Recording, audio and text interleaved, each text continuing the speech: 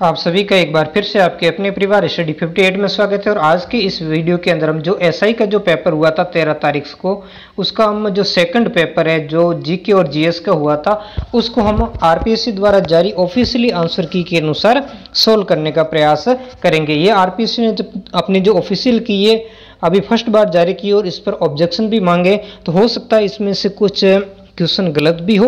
अगर कोई गलत क्वेश्चन होता है तो उस पर आप ऑब्जेक्शन लगा सकते हो। इसके अलावा अगर एसआई के बाकी पेपर्स भी जो 13 तारीख को हुई, 14 तारीख को हुई और जो हिंदी विषय के पेपर वो भी अगर आप उनके इसी तरीके से सॉल्व चाहते हो तो इसी वीडियो के कमेंट का बॉक्स में मुझे बता देना, तो मैं उनको भी आपको सॉल्यूशन करके प्रोवाइड करवा दूंगा। तो यहाँ पर आप देख चुके हो ये 13/9/2021 को 3 बजे से 5 बजे के बीच में ये एग्जाम संपन्न हुई थी।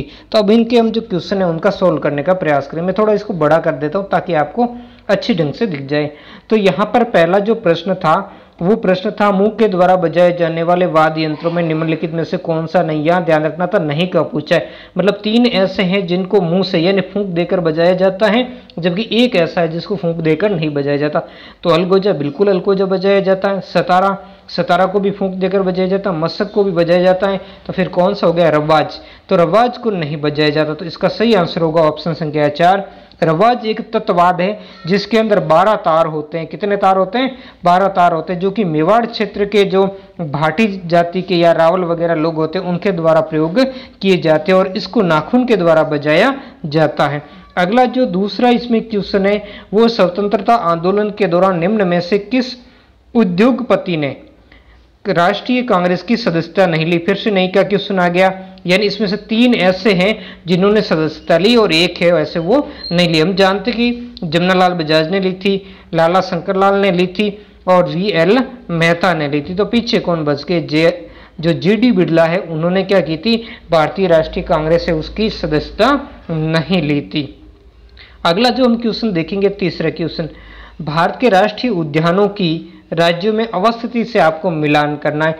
तो आपको पता है कि कार्बेट कहाँ पर है, तो कार्बेट कहाँ पर है? उत्तराखंड के अंदर है। कहाँ पर है? उत्तराखंड के अंदर। और कान्हा अभ्यारण्य कहाँ पर है? मध्य प्रदेश में। गिर अभ्यारण्य आपके गुजरात में और बांदीपुर अभ्यारण्य कर्नाटक में। अगर आपको एक का ही पता था तो आपके सारे ऑप्शन सही हो जाते, यानी ऑप्शन संख्या इसका कौन सा होगा? 2 राइट होगा। अगला क्वेश्चन संख्या 4 है कि भारत में कौन सा राज्य जूट का सर्वाधिक उत्पादन करता है। तो आपको पता है कि जूट का सर्वाधिक उत्पादन कौन करता है? पश्चिमी बंगाल करता है। अगला हम देखेंगे कि क्वेश्चन संख्या 5 बड़ा ही अच्छा क्वेश्चन था कि महात्मा गांधी द्वारा गांधी निम्नलिखित में से किससे संबंध नहीं थे। यानी ये पुस्तकों के नाम है, इसमें से 3 पुस्तकें गांधी जी ने लिखी है और या फिर उनके संपादक रहे और एक ऐसी है जिनके न तो वो संपादक रहे न ही उन्होंने लिखी है। तो क्या हिंद स्वराज? तो बिल्कुल हिंद स्वराज गांधी जी की ही पुस्तक थी। यंग इंडिया से भी संबंधित है। जब हम असहयोग आंदोलन और भारत छोड़ो आंदोलन पढ़ते तो उसमें इसका जिक्र आता है। और इंडियन ओपिनियन भी से संबंधित थे जो अपने दक्षिण अफ्रीका प्रवास के समय थे, तो उस समय, जबकि युगांतर से ये संबंधित नहीं थे। जो युगांतर नामक पत्रिका उसको निकालने वाले अपने वारिंद्र कुमार घोष, भूपेंद्र नाथ दत्त और अविनाश भट्टाचार्य, तो ये लोग थे जिन्होंने इस युगांतर नामक पत्रिका को निकाला था। अगला हम क्वेश्चन बढ़ेंगे, क्वेश्चन संख्या 6 आपको फटाफट करवाऊंगा। अगर आपको विस्तृत रूप से आंसर्स चाहिए तो भी आप मुझे कमेंट करके बता दो, ताकि तो उस वीडियो में मैं चारों ऑप्शन को आपको अलग अलग तरीके से समझा दूंगा। अगला प्रश्न है, भारत का कौन सा शहर सूती कपड़ों की राजधानी यानी कॉटनोपोलिस के रूप में प्रसिद्ध है? क्या राजकोट है? नहीं, ये तो मूंगफली के कारण है। सूरत, सूरत में हालांकि सूती वस्त्र वगैरह, साड़ी वगैरह जब बनता है, लेकिन ये वर्तमान में नहीं, पहले राजधानी हुआ करती थी, वर्तमान में नहीं।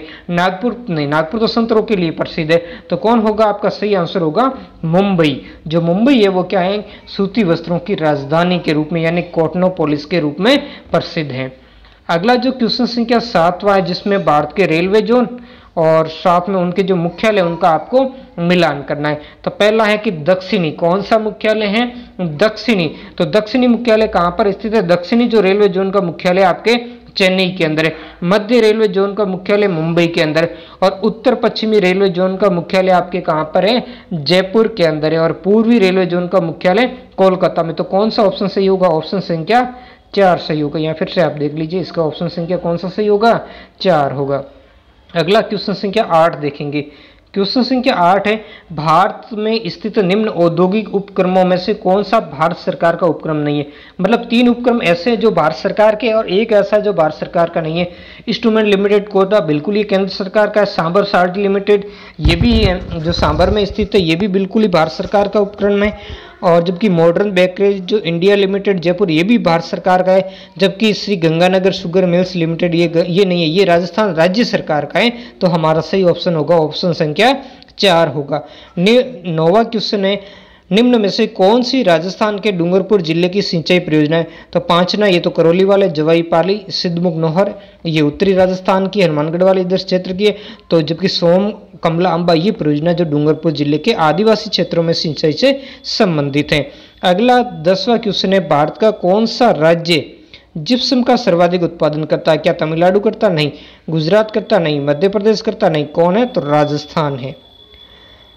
अगला जो हम क्वेश्चन देखेंगे, पर्वतों और उनकी स्थितियों वाले देशों का आपको क्या करना है, मिलान करना है। 11वें में क्या करना है आपको, मिलान करना है।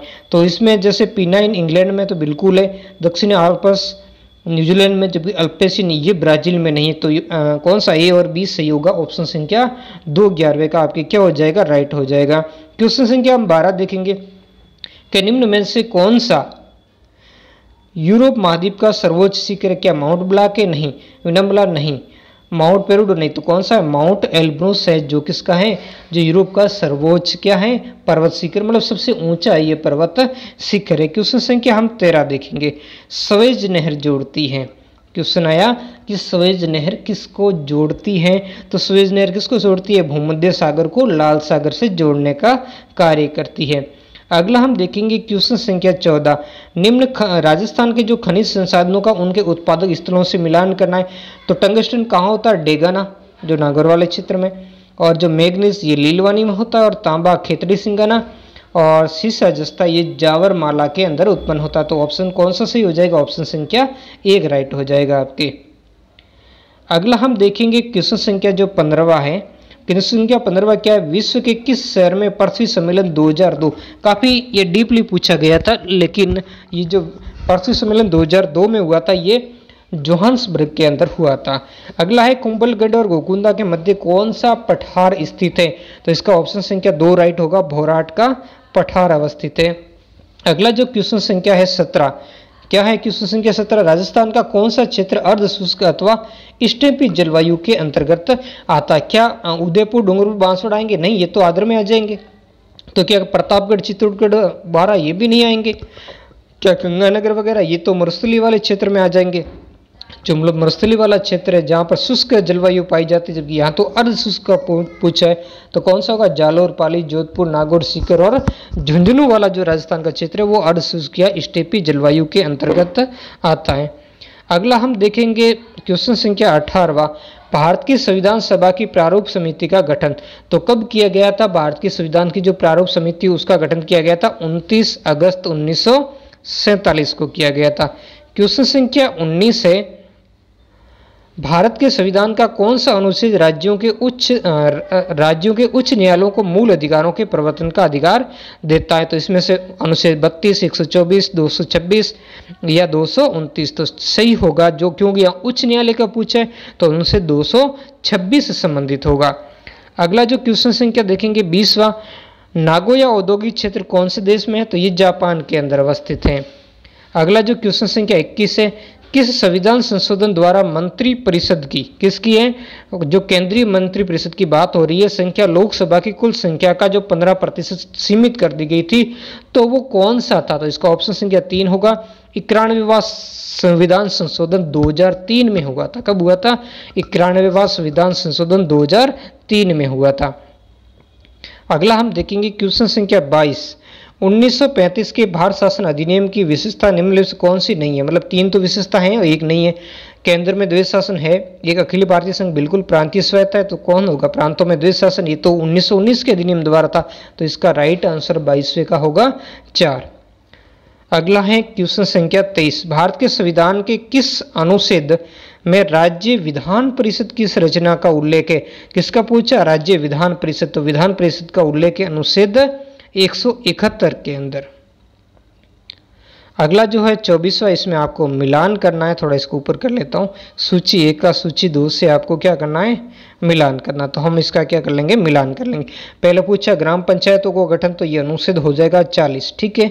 फिर पूछा समान नागरिक संहिता, तो ये हो जाएगा समान अंक इसमें 44 में, जो जहाँ 4 समान अंक है तो वही समान नागरिक संहिता। कृषि और पशुपालन का ये 48 अनुच्छेद है।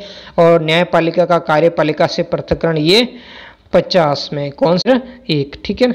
फिर ये कृषि पशुपालन अनुच्छेद 2 से और न्यायपालिका का कार्यपालिका से पृथक्करण ये अनुच्छेद 50 से संबंधित। अगला है हमारा निम्नलिखित में से, यहां पर पूछा निम्नलिखित में से किस राज्य में अनुच्छेद 356 है, जिसमें से क्या लगाया जाता, राष्ट्रपति शासन लगाया जाता, वो सबसे अधिक बार जुलाई 2021 तक लागू किया गया। क्या मणिपुर, क्या उत्तर प्रदेश, बिहार या पंजाब। तो ये इसका राइट आंसर होगा 25 का क्या होगा, ऑप्शन संख्या 2 उत्तर प्रदेश के अंदर। अगला है राष्ट्रीय जो मानवाधिकार आयोग है, जो राष्ट्रीय मानवाधिकार आयोग है उसका गठन किस अधिनियम के अंतर्गत किया गया। आपको पूछा है कि कौन सा अधिनियम है उसके अंदर इसका गठन किया गया है। तो इसका सही आंसर होगा ऑप्शन संख्या 3 मानवाधिकार संरक्षण अधिनियम 1993 के द्वारा। अगला जो निम्न में से कौन सा पद धारण करने से पूर्व राजस्थान के राज्यपाल के समक्ष पद की शपथ लेते, कौन लेते शपथ, राज्य मानवाधिकार आयोग के अध्यक्ष तो बिल्कुल ये रहते हैं, राजस्थान लोकायुक्त ये भी लेते हैं। तो कौन नहीं लेते, इन्होंने पूछा राज्य निर्वाचन आयुक्त ये नहीं लेते, राजस्थान का महाधिवक्ता ये भी नहीं लेते। तो ऑप्शन संख्या 2 राइट होगा, केवल 27 का ऑप्शन संख्या 2 केवल ए और बी सही होगा। क्वेश्चन संख्या 28 है भारतीय संसद का गठन भारतीय संविधान के किस अनुच्छेद में किया गया। पूछा है कि भारतीय संसद का गठन, तो आप जानते हैं कि भारत की जो संसद है उसका गठन अनुच्छेद 79 के अंतर्गत किया गया है। अगला देखेंगे क्वेश्चन संख्या 29 राजस्थान विधानसभा के अध्यक्ष की अनुपस्थिति में अलंबनीय मामलों में निम्नलिखित में से कौन अध्यक्ष की ओर से विधेयक को प्रमाणित कर सकता है। क्या उपाध्यक्ष, संसदीय कार्य मंत्री या विधानसभा का सचिव या संसदीय सचिव, कौन कर सकता है। तो इसका सही आंसर होगा विधानसभा का जो सचिव होता है वो ही ये कार्य कर सकता है। अगला हम देखेंगे ऑप्शन संख्या 30 राजस्थान उच्च न्यायालय के निम्नलिखित न्यायाधीशों में से कौन अन्य राज्यों के उच्च न्यायालयों में मुख्य न्यायमूर्ति नहीं रहा है। तो जो ऑप्शन संख्या 30 से बड़ा डीपली क्वेश्चन था, ये सभी आपको याद रखने पड़ते।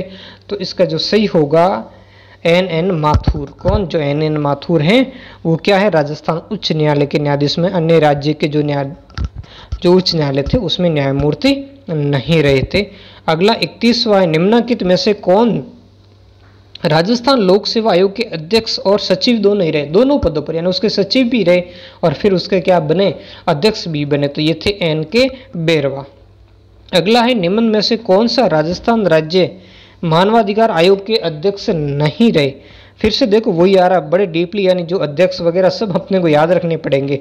तो कौन, जो एस के जैन थे, प्रकाश टांटिया भी थे, एस सगीर अहमद भी थे। तो कौन नहीं थे, जस्टिस जगत सिंह, यानी 32 का ऑप्शन संख्या 3 राइट होगा।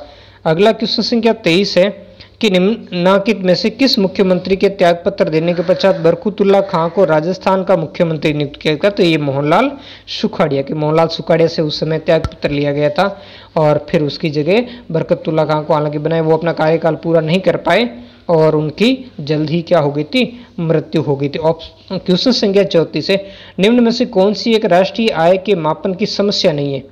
मतलब एक वो है जो समस्या है और बाकी जो एक तो 3 तो समस्याएं हैं, एक ऐसी है जो समस्या नहीं है। तो दोहरी गणना बिल्कुल है, त्रुटिपूर्ण अभिलेख बिल्कुल है, व्यक्तियों की आय के अंतर नहीं, ये नहीं होगी। राष्ट्रीय आय के मापन में देखो आय का अंतर तो होगा ही, तो ये तो कोई इसके मापन की समस्या नहीं है। तो बहिष्करण और समावेशन की समस्या ये सही है। तो इसका आपका सही होगा ऑप्शन संख्या 3 होगा। अगला हम देखेंगे निम्न में से कौन सा एक शाख नियंत्रित का कैसा है, गुणात्मक उपकरण है। कैसा पूछा, गुणात्मक। तो जो मार्जिन आवश्यकताएं हैं वो क्या है, गुणात्मक उपकरण है। अगला हम देखेंगे क्वेश्चन संख्या 36 मानव विकास प्रतिवेदन 2020 के अनुसार भारत का लैंगिक विकास सूचकांक कितना है। तो 36 का होगा ऑप्शन संख्या 4 जो 0.820। अगला है कि भारत में कौन सा गरीबी का कारण नहीं है। क्वेश्चन संख्या 37 पूछा है। क्या आर्थिक असमानता? तो बिल्कुल है। सामाजिक समावेश ये नहीं होगा और सही आंसर होगा यही। बेरोजगारी बिल्कुल है गरीबी के कारण। ऋणग्रस्तता भी बिल्कुल है। तो इसका ऑप्शन संख्या 37 का 2 राइट होगा। अगला क्वेश्चन संख्या है सीमावर्ती क्षेत्र विकास कार्यक्रम, यानी जो बॉर्डर की तरफ एरिया वाले 4 जिले, यानी जो पाकिस्तान के साथ बनाते हैं। क्या भीलवाड़ा बनाता है? नहीं। धौलपुर? नहीं। क्या बांसवाड़ा बनाता? नहीं। तो कौन बनाएगा? ऑप्शन संख्या 3 बाड़मेर, बीकानेर, गंगानगर और जैसलमेर। अगला है क्वेश्चन संख्या 39। निम्न में से कौन सा एक सरकारी बजट का उद्देश्य नहीं है? सरकारी बजट का क्या है? मोटिव नहीं है। तो आय और संपत्ति का पुनर्वितरण करना, बिल्कुल ये तो मोटिव रहेगा। आर्थिक स्थिरता रखना, ये भी मोटिव रहेगा। सकल घरेलू उत्पाद में वृद्धि हो, ये भी होगा। तो कौन सा नहीं होगा? घाटे का बजट। सरकार ऐसा कभी उद्देश्य नहीं चाहती कि उसका बजट घाटे का हो। हालांकि अक्सर भारत के अंदर ये बजट घाटे का रहता है, लेकिन सरकार कभी ऐसा नहीं चाहती, उसका उद्देश्य नहीं है। आर्थिक समीक्षा 2020-21 के अनुसार 20-21 के अनुसार राज्य के आर्थिक जो विकास के संदर्भ में निम्न में से कौन सा कथन सत्य है, सही है? तो इसका जो सही आंसर हमें ढूंढना है। क्या सकल राज्य घरेलू उत्पाद के अनुसार वृद्धि दर स्थिर कीमतों 2011-12 के पर वर्ष, ये मतलब ये तो आधार वर्ष दिया 2011 पर, वर्ष 2020-21 में 4.41% नहीं रही है, तो गलत बात है। सकल राज्य मूल्यवर्धन में स्थिर कीमतों जो 2011-12 के जो आधार मूल्य के अनुसार क्षेत्रवार योगदान में वर्ष 2020-21 में सेवाओं का योगदान 42.40%, बिल्कुल सही है बात, ये रहा था। अगला तीसरा देखेंगे, वर्ष 2019-20 में राजकोषीय घाटा सकल राज्य घरेलू उत्पादन का 3.77% रहा, ये भी सही है। अगला क्यों देख लेते हैं, सकल राज्य मूल्यवर्धन में कृषि क्षेत्र का योगदान स्थिर मूल्यों पर न्यूनतम रहा, ये ही गलत है। ये है क्या है? गलत। तो कौन सा होगा? बी और सी ही तो सही हुआ। तो इसका ऑप्शन संख्या कौन सा हो जाएगा? जो 3 है वो क्या हो जाएगा? इसका सही हो जाएगा। कौन सा ऑप्शन सही हो जाएगा? ऑप्शन संख्या 3। अब आगे बढ़ेंगे। अगला है क्वेश्चन संख्या 44। राजस्थान के अंदर जीवन धारा योजना का संबंध है किससे? गरीबों के लिए बीमा योजना नहीं, तो किससे? ये सिंचाई कुओं के निर्माण से संबंधित। जीवन धारा योजना का संबंध किससे? सिंचाई कुओं के निर्माण से संबंधित है, यानी 41 का सही कौन होगा? ऑप्शन संख्या 2 सही होगा। अगला क्वेश्चन, प्रधानमंत्री मातृ वंदना योजना के तहत लाभार्थियों को, कौन होगा लाभार्थी? ऐसी महिलाएं होगी जिनका पहले बच्चे का जन्म हुआ है, उनको कितनी राशि? 5,000, 10,000, 15,000 या 20,000? तो कितनी दी जाएगी? 5,000 रुपये। ये तो बड़ा इजी क्वेश्चन था, कभी कभार बिल्कुल नज़दीकी आंकड़े पूछ करके भ्रमित कर देता है। अगला क्वेश्चन संख्या 43 है कि लागत प्रेरित कारणों से कौन सा मुद्रास्फीति का कारण नहीं पूछा? तेल कीमतों में वृद्धि होगी, बिल्कुल मुद्रास्फीति वर्तमान में हम देख रहे हैं बढ़ रही है, करों में वृद्धि से भी हो रही है। घाटे की वित्त व्यवस्था इससे नहीं होती। उत्पादन और पूर्ति में उच्च वसन, यानी इसमें जो डिफरेंस रहता है उससे भी होती। तो सही हमारा होगा ऑप्शन संख्या 3 होगा। अगला हम देखेंगे क्वेश्चन संख्या 44। थोड़ा फटाफट करवा रहा हूँ ताकि आप जल्दी से मिलान कर सके। निम्न में से केंद्र सरकार की कौन सी योजना असंगठित क्षेत्र के कर्मचारियों हेतु केंद्रित नहीं है? 3 योजनाएं, तो वो जो असंगठित क्षेत्र के कर्मचारियों के लिए एक नहीं है। तो इसका क्या? प्रधानमंत्री श्रम योगी मानधन योजना, बिल्कुल ये असंगठित क्षेत्र के कर्मचारियों के लिए। स्वावलंबन स्कीम, ये भी असंगठित क्षेत्र के कर्मचारियों को जो आत्मनिर्भर बनने के लिए, स्वावलंबन बनने के लिए। अटल पेंशन योजना भी उनके लिए, ताकि असंगठित क्षेत्र के कर्मचारी है उन्हें क्या निश्चित पेंशन प्राप्त होती रहे। जबकि दीनदयाल उपाध्याय अंत्योदय योजना ये नहीं है। अगला हम देखेंगे, राजस्थान की निम्न महा सहायता प्राप्त परियोजनाओं में कौन सी संस्थाएं सम्मिलित नहीं है? तो हम यहाँ पर इसका क्या कर लेते हैं, पहले सम्मेलन कर लेते हैं क्वेश्चन संख्या 45 का। ठीक है, थोड़ा इसको ऊपर कर लेता हूँ। अब देखते हैं कि वानिकी एवं जैव विविधता परियोजना संरक्षण, तो ये किसकी है? जीका द्वारा। ठीक है, जो जापानी एजेंसी है उसके द्वारा वित्त पोषित है। और अगला है जो राज्य राजमार्ग, कौन सा है? राज्य राजमार्ग विकास द्वितीय कार्यक्रम है, तो ये वर्ल्ड बैंक ने, यानी तीसरा इसका सही है, यानी वर्ल्ड बैंक से इसके लिए वित्त पोषण किया गया। और राज्य राजमार्ग निवेश कार्यक्रम जो प्रथम है, ये किसके द्वारा? जो एडीबी यानी एशियन डेवलपमेंट बैंक है उसके द्वारा। और रेगिस्तानी क्षेत्रों के लिए जल क्षेत्र पुनर्निर्माण योजना है, ये न्यू डेवलपमेंट बैंक है, जो कि अपने ब्रिक्स की बैंक है उससे संबंधित है, उसने इसका वित्त पोषण किया। ये सारे के सारे जो आर्थिक समीक्षा के क्वेश्चन है ना, जो आर्थिक समीक्षा 2020-21 है उसमें से ही पूछे गए हैं सारे। अगला हम देखेंगे क्वेश्चन संख्या 46, राजस्थान की एम्स एंड नीची 2041 का उद्देश्य क्या है? राज्य के निर्माण में नदियों से प्राप्त बजरी के उपयोग को बढ़ाना नहीं है, घटाना है उसको। नदी बजरी के निर्यात को बढ़ावा देना, तो ये तो वही बात हो गई। प्रदेश के माइनिंग क्षेत्रों में खानों से निकलने वाले अपशिष्ट या वेस्ट की समस्या का समाधान करना, यही सही होगा इसका। चौथा भी देख लेते हैं, अन्य राज्यों की नदी बजरी के प्रयोग को रोकना, ये थोड़ा ही अन्य राज्यों से भले ही आए उससे राजस्थान को क्या नुकसान, राजस्थान को अपने क्षेत्र की देखना है। अगला है अपने निवेश के बदले, अपने निवेश के बदले एक शेयरधारक क्या प्राप्त करता? अवितरित लाभ नहीं, निवेश लाभ नहीं, वो क्या करता? लाभांश और बोनस शेयर प्राप्त करता है। इसका 2 सही होगा। अगला क्वेश्चन संख्या 48 है, इंसान को चंद्रमा पर ले जाने वाला प्रथम अंतरिक्ष यान कौन सा था? 48, तो इसको आरपीसी ने डिलीट कर दिया है। अगला देखेंगे क्वेश्चन संख्या 49, नैनो टेक्नोलॉजी का जनक किसे कहा जाता? तो यह है रिचर्ड फेमेन को। किसको कहा जाता है? रिचर्ड फेमेन को कहा जाता है। अगला है डीएनए फिंगरप्रिंट तकनीकी किसने विकसित की थी? ये थे एलेक जेफरी और उनके सहयोगी से। थोड़ा यहाँ मैं दोबारा कर देता हूँ इसको, क्योंकि ये 2 पर नहीं है, 2 पर हो गया था, जबकि ऑप्शन 1 सही है, एलेक जेफरी और उसके सहयोगी। अगला जो हम क्वेश्चन संख्या 51 देखेंगे, भारत के अंदर जो योजना आयोग है, कौन सा आयोग है? योजना आयोग था, है नहीं था वो पहले, उसकी जगह नीति आयोग का गठन कब किया गया? तो 1 जनवरी 2015 को किया। योजना आयोग का नाम बदलकर नीति आयोग रख दिया गया। क्वेश्चन संख्या 52 है, कार्सिनोमा का संबंध रखता, कार्सिनोमा किससे संबंध रखता? त्वचा एवं म्यूकस झिल्ली का असाध्य यानी मेलिगेट्स ट्यूमर है, ये उससे संबंध रखता है। अगला क्वेश्चन संख्या जो 53 हम देखेंगे कि क्योटो प्रोटोकॉल जो कि एक अंतर्राष्ट्रीय समझौता है वो किससे संबंधित है? तो ये यूएनएफसीसी से संबंधित है। अगला क्वेश्चन संख्या 54 है, राजस्थान में एनबीपीजीआर का प्रादेशिक केंद्र कहाँ स्थित है? तो ये अपने जोधपुर के अंदर है। अगला हम देखेंगे राजस्थान में विज्ञान एवं प्रौद्योगिकी विभाग किस वर्ष स्थापित हुआ था? कौन से वर्ष पूछा ये इसका? तो ये हुआ था 1983 में। ऑप्शन संख्या 3 राइट है। अगला क्वेश्चन संख्या 56 है, निम्न में से कौन सा हिमन रक्सी की तरह उपयोग नहीं किया जाता? तो सुक्रोज बिल्कुल किया जाता, डीएमएसओ बिल्कुल, ग्लिसरॉल भी किया जाता। कौन सा नहीं है? सोडियम हाइपोक्लोराइड, इसका प्रयोग नहीं होता है। अगला है क्वेश्चन संख्या 57, निम्न में से कौन सी तरंग सामान्य टीवी के रिमोट कंट्रोल में उपयोग ली जाती है? तो आपके घरों में ये आप प्रयोग करते हो, और अवरक्त तरंगे होती है, उसमें कौन सी तरंगे होती हैं? अवरक्त तरंगे प्रयोग में ली जाती है। अगला क्वेश्चन संख्या है 58, भारत का प्रथम उपग्रह जिसकी संपूर्ण रचना और डिजाइन का निर्माण कहाँ पर हुआ है भारत के अंदर? तो ये था आर्यभट्ट। अगला है राजस्थान का राज्य वृक्ष, तो ये कौन सा? खेजड़ी, बिल्कुल बेसिक सा प्रश्न था ये।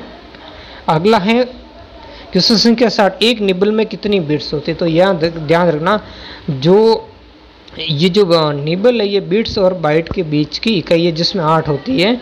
तो ये कितनी होगी? इसमें जो निबल बीच की इकाई है तो इसमें बीट कितनी होगी? 4 होगी, यानी जो बाइट के अंदर होगी उसकी इसमें आधी होगी। अगला क्वेश्चन संख्या 61 है, अपने उड़ान पथ में अवरोधों को पहचान के लिए चमगादड़ निम्नलिखित तरंगों में से कौन सी का उपयोग करते हैं? तो ये पराश्रव्य तरंगे होती हैं। कैसे तरंगे होती हैं? पराश्रव्य तरंगे होती हैं, उनका उपयोग करते हैं। अगला क्वेश्चन संख्या 62 है, राष्ट्रीय बीजीय मसाला अनुसंधान केंद्र का, तो ये अजमेर के अंदर जो तबीजी है, तबीजी नामक स्थान पर यह अवस्थित है। क्वेश्चन संख्या 63 है, ये मानते हुए कि ये कथन हर पुस्तकालय में पुस्तकें होती है सत्य है, भले वो हो या नहीं हो, लेकिन हमें इसको सत्य मानता। निम्नलिखित से कौन सा कथन निश्चित रूप से सही है? इसमें निश्चित रूप से सही है ये हमें देखना है। तो केवल पुस्तकें केवल पुस्तकालय, तो ऐसा तो नहीं, इसने तो कहा हर पुस्तकालय में पुस्तकें, ऐसा नहीं कहा केवल पुस्तकें पुस्तकालय में होती है और कई जगह नहीं होती। तो इसने क्या किया, कुछ पुस्तकालय में पाठक, तो पाठक की यहाँ कहीं सच्चाई नहीं है।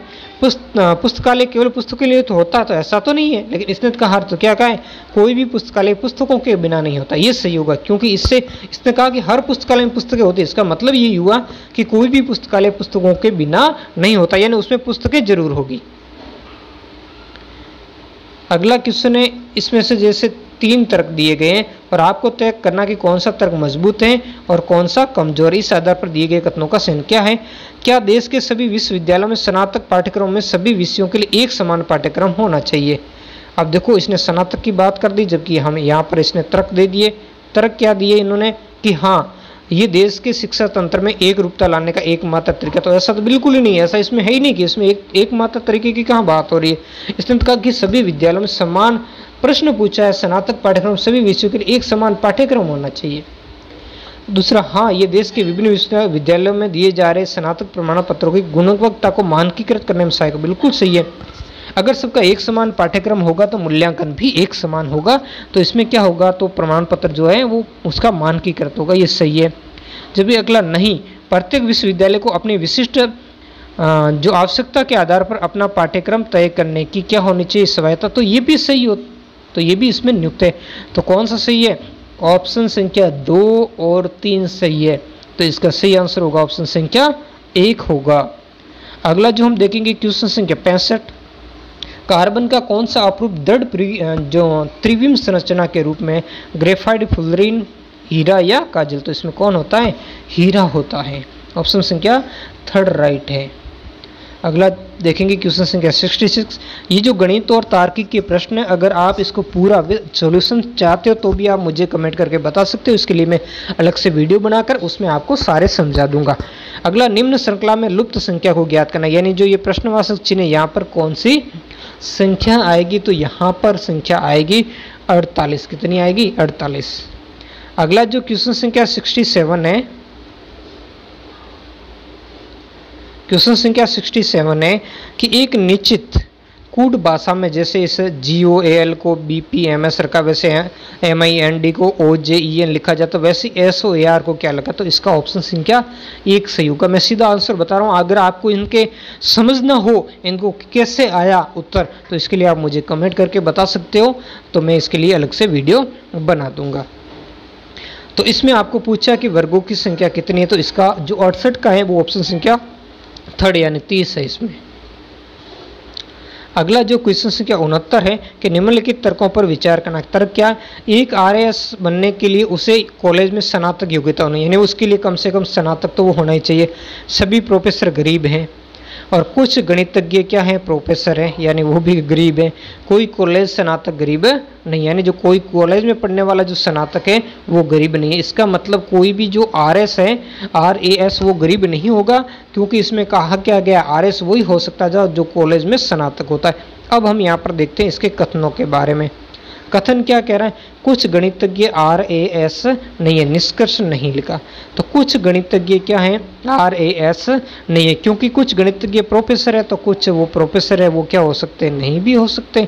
तो इसका ऑप्शन हो जाएगा, बिल्कुल सही भी हो जाएगा इसका।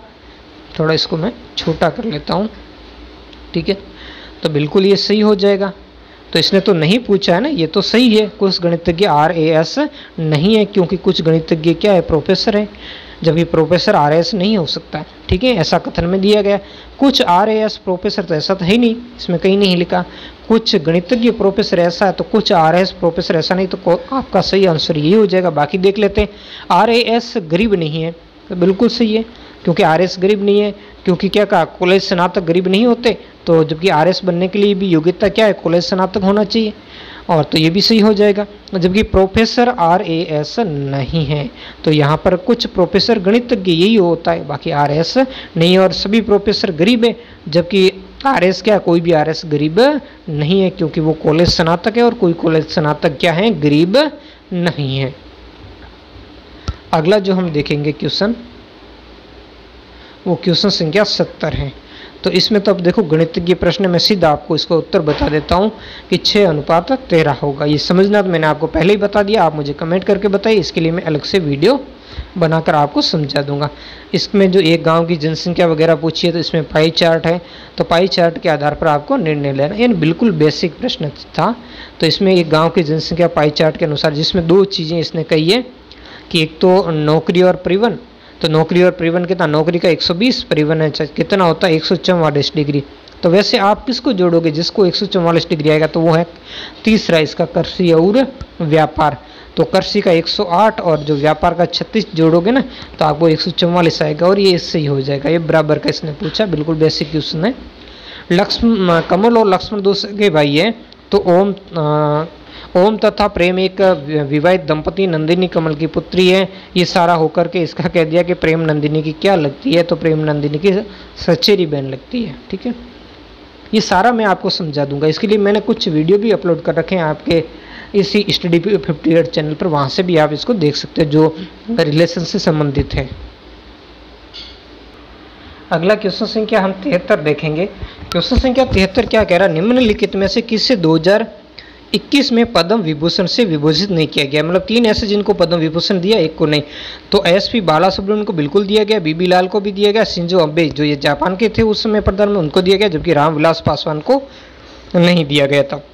अगला क्वेश्चन संख्या 74 है, कंपनी जो भारत के नए संसद भवन का निर्माण कर रही, तो वो कौन सी कंपनी है, वो टाटा प्रोजेक्ट लिमिटेड है जो इसका निर्माण कर रही है। क्वेश्चन संख्या जो 75 है कि पंडित जो राजन मिश्र है उसके बारे में निम्नलिखित कथनों को पढ़िए और उसका सही कौन सा हो। तो वे ख्याल शैली के क्या थे, शास्त्रीय गायक थे, बिल्कुल सही है। उन्हें वर्ष 2007 में पद्मश्री प्रदान किया गया, नहीं। तो इसका ऑप्शन संख्या केवल एक सही होगा आरपीसीए के अनुसार।